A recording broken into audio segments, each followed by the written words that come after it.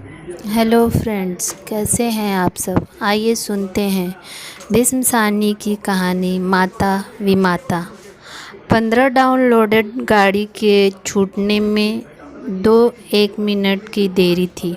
हरी बत्ती दी जा चुकी थी और सिग्नल डाउन हो चुका था। मुसाफिर अपने अपने डिब्बों में जाकर बैठ चुके थे जब सहसा 2 फटेहाल औरतों में हाथापाई होने लगी।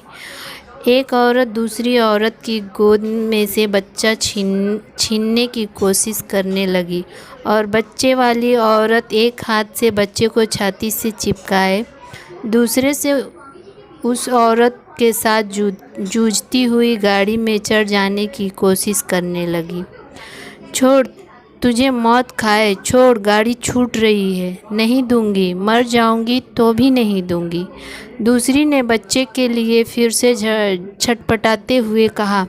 कुछ देर पहले दोनों औरतें आपस में खड़ी बातें कर रही थी, अभी दोनों छीना झपटी करने लगी थी।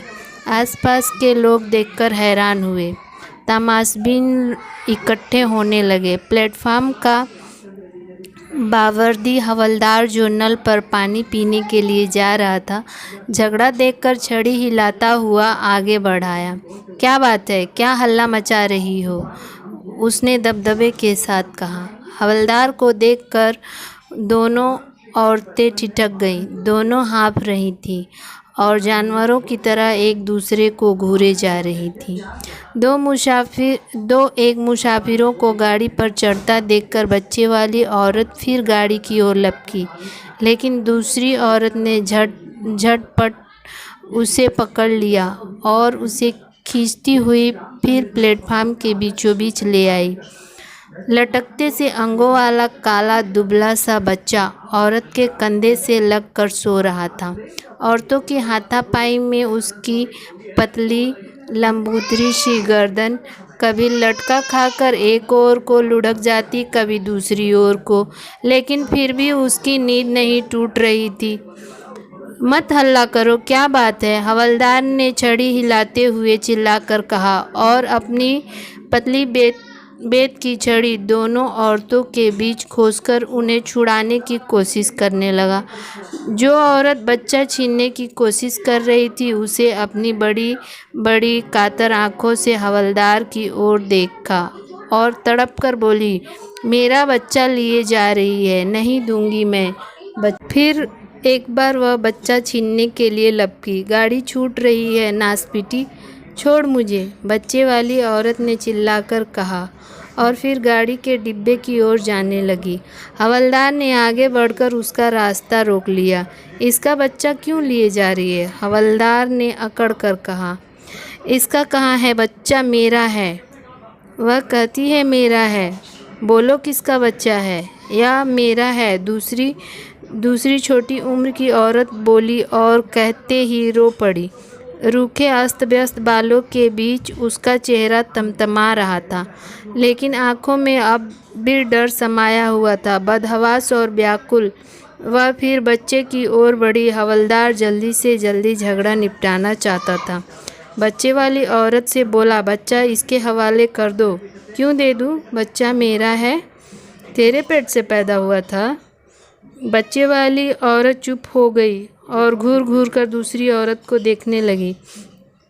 बोला, तेरे पेट से पैदा हुआ था। हवलदार ने फिर गुस्से से पूछा, पेट से पैदा नहीं हुआ तो क्या दूध तो मैंने पिलाया है, पिछले 7 महीने से पिला रही हूँ। दूध पिलाया है तो इससे बच्चा तेरा हो गया।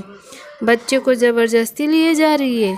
ज़बरदस्ती क्यों ले जाऊंगी, मेरे अपने बच्चे सलामत रहें, इसी से पूछ लो। डायन सामने खड़ी है।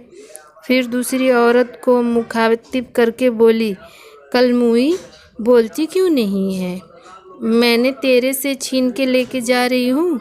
हवलदार जी, इसने खुद मेरे बच्चे को मेरी गोदी में डाला है, या तो इसे जानकर घूरे पर फेंकने जा रही थी। मैंने कहा, किला मुझे दे दे, मैं इसे पाल लूँगी, तब से इसे पाल रही हूँ। यही मुझे यहाँ छोड़ने आई थी, यहाँ आकर मुकर गई। हवलदार दूसरी औरत की ओर मुड़ा, तूने इसे खुद दिया था बच्चा, युवा औरत की बड़ी बड़ी उद्भ्रांत आंखें कुछ देर तक दूसरी औरत को देखती रही, फिर झुक गई। दिया था, पर बच्चा मेरा है, मैं क्यों दूँ? मैं नहीं दूंगी। और निशय सी फिर दूसरी औरत की ओर देखने लगी। पहले जो आंसू आंखों में फूट पड़े थे घबराहट के कारण सूख गए। तूने ही दिया था तो अब क्यों वापस लेना चाहती है?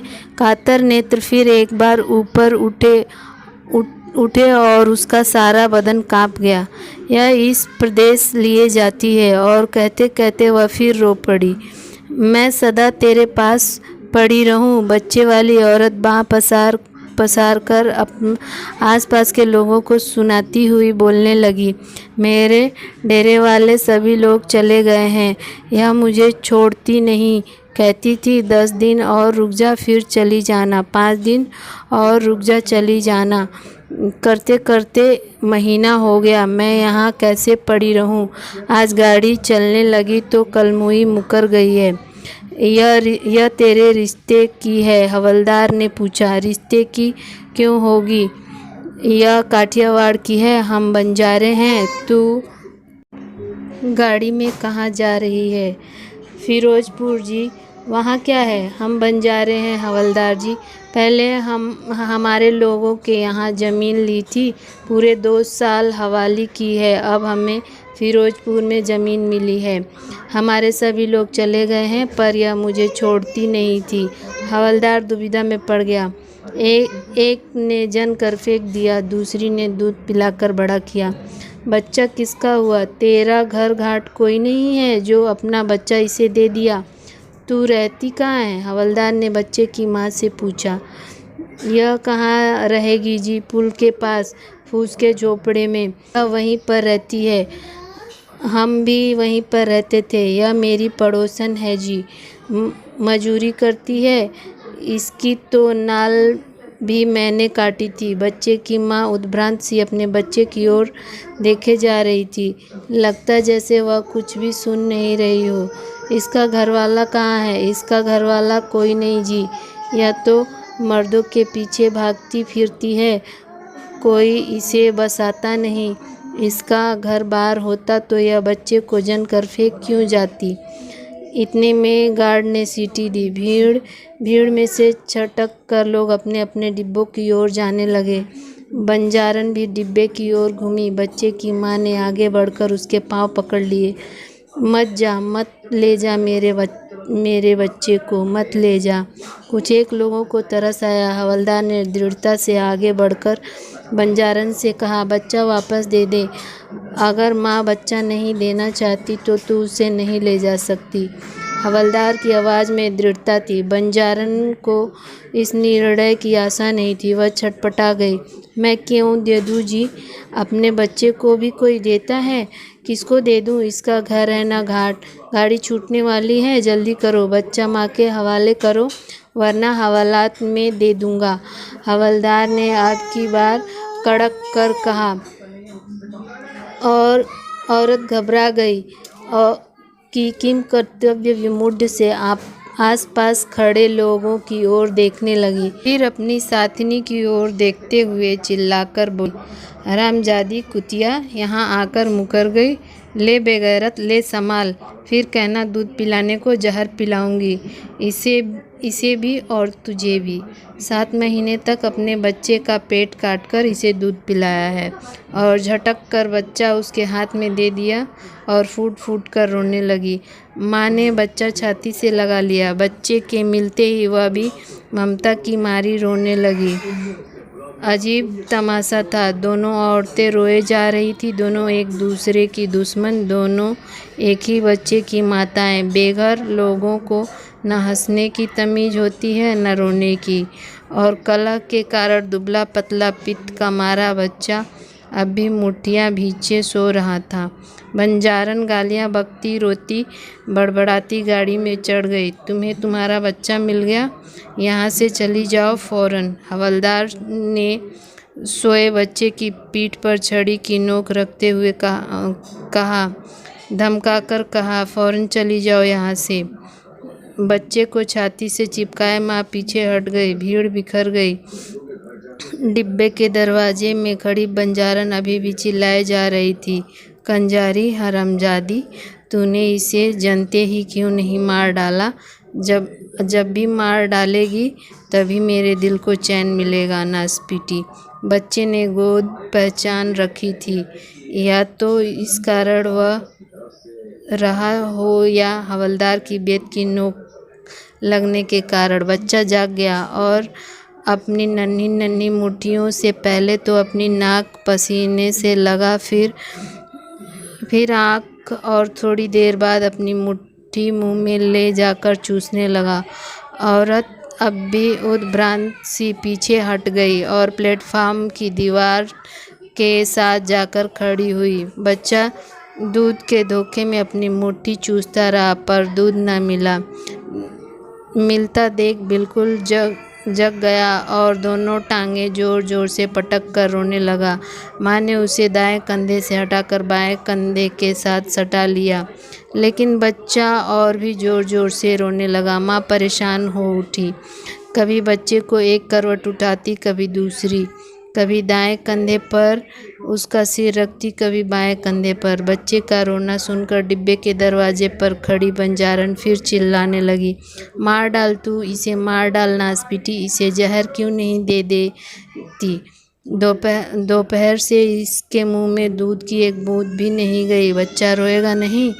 हवलदार छड़ी झुलझुलाता वहाँ से जा चुका था।